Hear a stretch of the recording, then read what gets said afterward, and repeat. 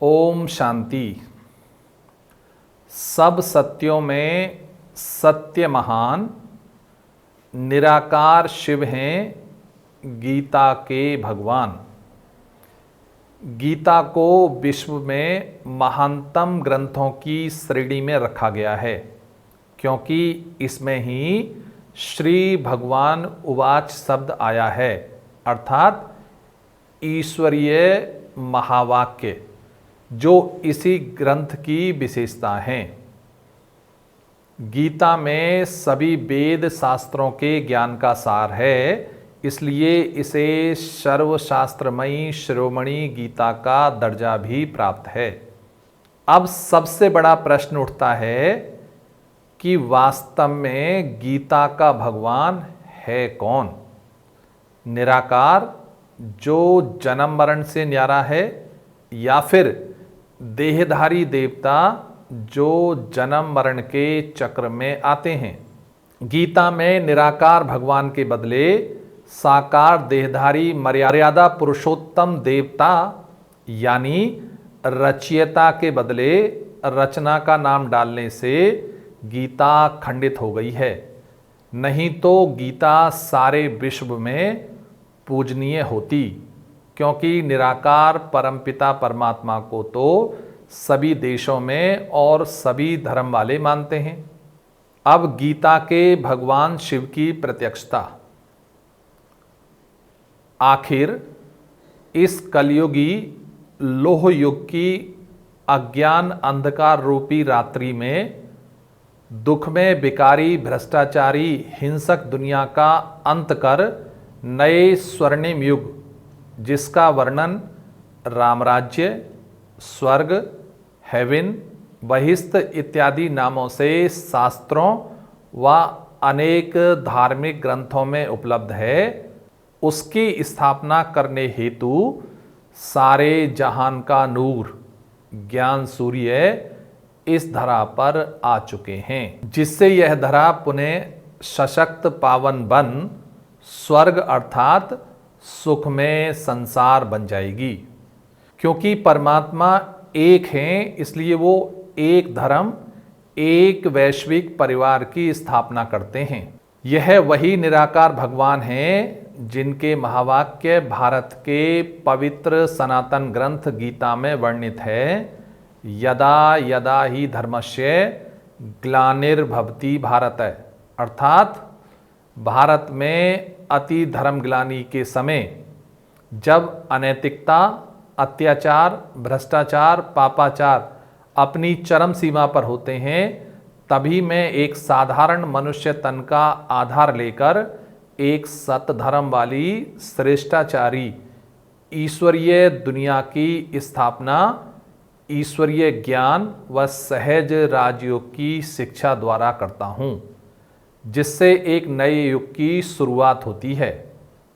वर्तमान समय हम हर तरफ के दुख, भ्रष्टाचार, पाप कर्म, हिंसक प्रवृत्तियों के साक्षी व अनुभवी हैं। इससे सिद्ध है कि दुनिया आज अंतिम चरण में पहुंच चुकी है, जैसे कि वर्णित है।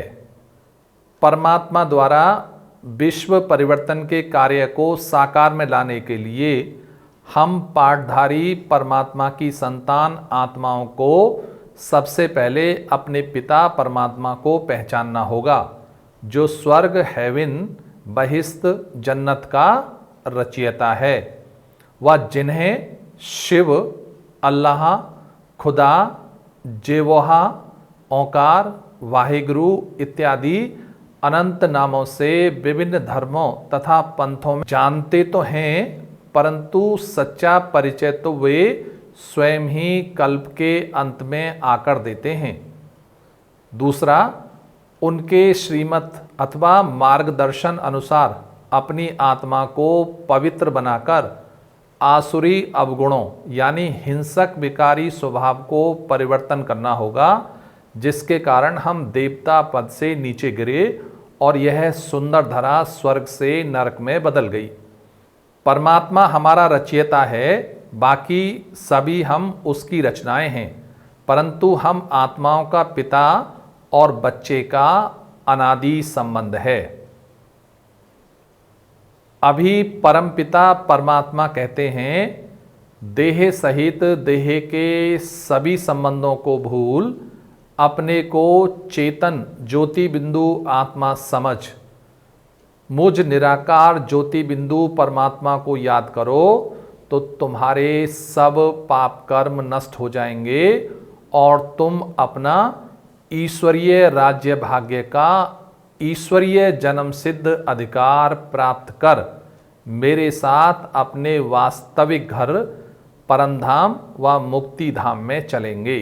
वर्तमान समय हम विश्व परिवर्तन की चरम सीमा पर खड़े हैं और कुछ ही समय शेष बचे हैं, जिसमें हमें स्वयं परिवर्तन कर भविष्य में आने वाली नई स्वर्गिक दुनिया में पवित्रता, सुख, शांति और आनंद का अपना जन्म सिद्ध अधिकार परम पिता परमात्मा से प्राप्त कर सकते हैं।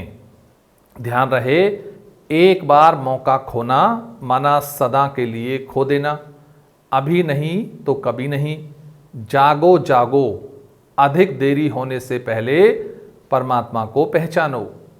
फिर यह उल्हना न देना कि भाग्य विधाता भगवान भाग्य बांटने आए और हमें संदेश भी दिया, परंतु हम ही कुंभकर्ण रूपी अज्ञान नींद में सोए रहे। परम पिता परमात्मा शिव का सभी मनुष्य आत्माओं को हार्दिक निमंत्रण है कि निकट भविष्य में होने वाले महापरिवर्तन से पहले अपना ईश्वरीय जन्म सिद्ध अधिकार प्राप्त कर लो। यही मनुष्य जीवन की श्रेष्ठता है। ओम शांति।